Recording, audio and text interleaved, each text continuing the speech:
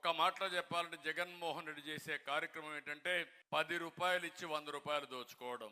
నేను ఇచ్చిన కార్యక్రమం 10 రూపాయలు ఇచ్చి ఇంకా అవసరమైతే 15 రూపాయలు ఇచ్చి 100 రూపాయలు సంపాదించే మార్గం మీకు చూపిస్తా. 100 రూపాయలు సంపాదిస్తే అక్కడి నుంచి 1000 రూపాయలు సంపాదించడం పెద్ద కష్టం కాదు. తెలివి కొంతమంది సొత్తే కాదు, ఆ విషయం మీరు గుర్తుపెట్టుకోవాలి. మొట్టమొదటిసారిగా అనిపిస్తుంది 10 రూపాయలు సంపాదిస్తే 10 రూపాయలు 100 రూపాయలు సంపాదిస్తుంది. ఒకప్పుడు శారీరకంగా కష్టపడేవాళ్ళం, ఇప్పుడు శారీరకంగా అవసరంలా అందరికీ సెల్ ఫోన్లు వచ్చేసాయి. మిమ్మల్ని చూస్తున్న అప్పటి నుంచి నాతో నా మాటలు వింటూనే ఉన్నారు. కొంతమంది అవసరమైతే ఇక్కడి నుంచి లైవ్ పెడుతున్నారు, మీ ఇంటికో లేదంటే మీ ఆడవాళ్ళకో లేదంటే మీ పిల్లలకో వినిపిస్తున్నారు.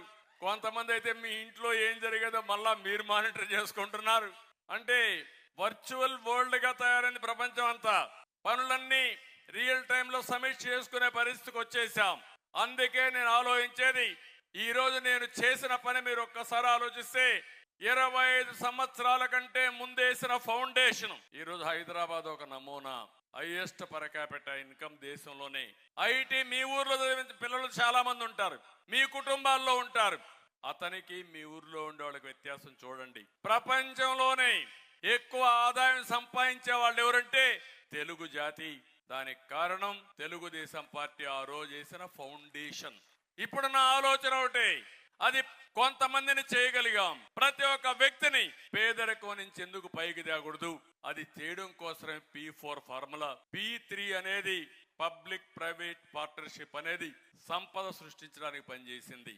పబ్లిక్ ప్రైవేట్ పీపుల్స్ పార్టిసిపేషన్ అనేది ప్రతి ఒక్క వ్యక్తిని సంపద సృష్టించడానికి ప్రజలే ఆస్తిగానే పరిగణిస్తున్నా.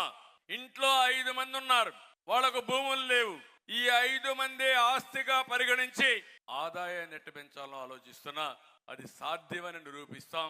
అందుకనే నేను మిమ్మల్ని అందరూ ఒకటే కోరుతున్నా, నా ప్రాధాన్యత పేదరిక నిర్మూలనలో కూడా మొట్టమొదటిగా ఈ వెనుకబడిన వర్గాలను పైకి తేవడమే.